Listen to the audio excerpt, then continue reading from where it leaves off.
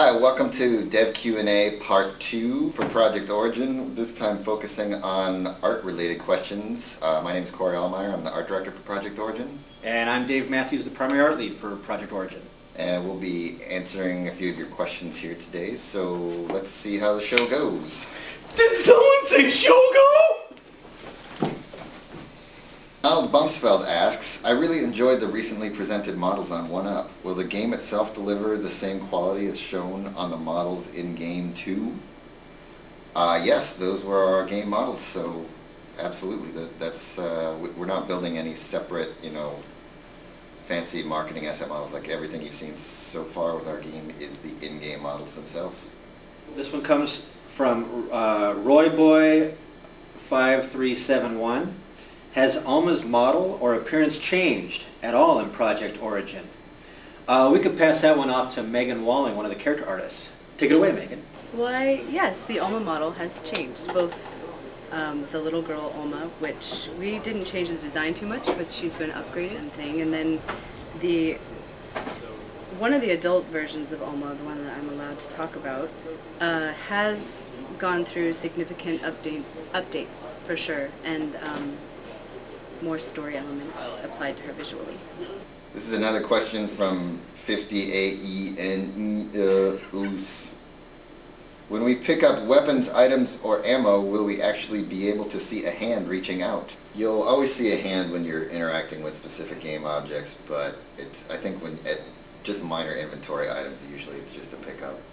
Because when you pick that stuff up, you could be in the middle of a firefight and you don't want your hand coming off your gun to go groping around for a piece of intel or something like that. But excellent question. This one comes from Riawi. I guess that's how you pronounce it. What had inspired the devs to create the ruined Auburn? It's hard to find modern photo reference of nuclear bombs going off, but that's kind of...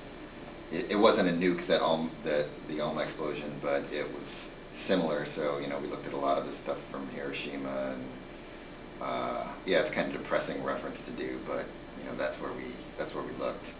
Lion Cake asks, what change will be made with the overall lighting system? There's been a lot of changes to the lighting system. I would love to go into monstrous detail about it.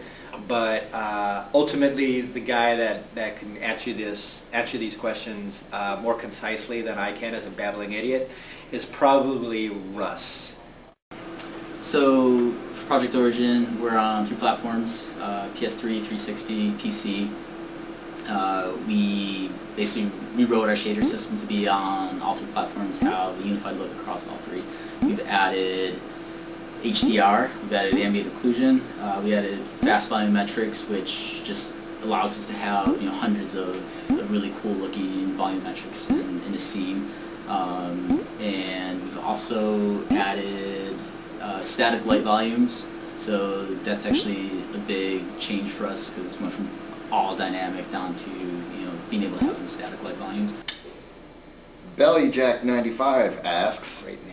are you upgrading or revising the look of all the uniforms for Delta Force and the clone soldiers, or will they basically remain the same with only minor tweaks?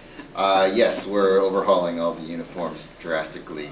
This is a sequel and it's an escalation, and all the characters are the replicas still look like they're part of the same army, but they've been upgraded a bit, and the group of Deltas in our game are a completely separate unit from the guys that kind of got turned into hamburger in the first game. So everything will look different. I think it would be a bit of a disappointment to our fans if we trotted out the same models from a 3 or 4-year-old game. So, 3, that guy, says, how will the art and Project Origin help with the scary factor? I think we've done a few things to kind of help with that scary factor. A few of them is just kind of like overall presentation. But we've also we've changed how Alma will will be present in the game.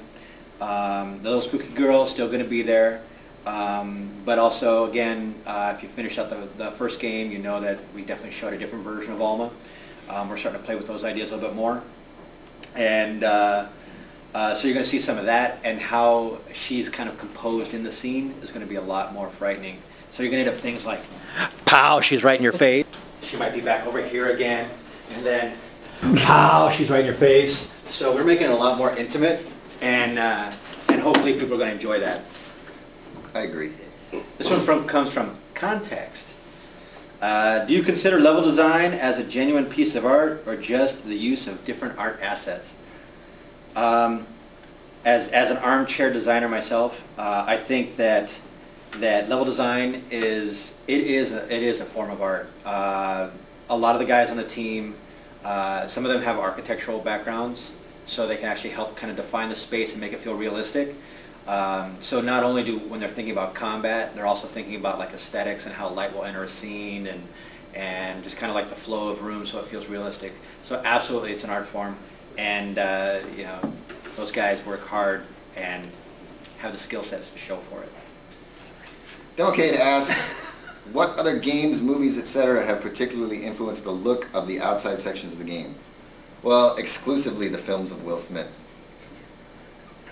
Oh, it's a lot of war movies, a lot of World War II movies. It kind of inspired the destroyed city streets. Like throughout the game, we've gone to actual locations and do actual video shoots. Yeah. So we've been able to pull footage directly from areas that we wanted to create. So that's also kind of first-hand experience has been a great instrument in creating some great visuals. Bachelor Party was a great inspiration for our outdoor levels. Independence Day. Oh no, you didn't. That's it for our Dev Q&A Part 2. Hopefully we've been able to answer a lot of these questions, and everybody else that's not in this room also was able to give you some great answers. Please post more. We love it. It gives us a chance to take a break, think about things in a different light, and again, in your face. Good night.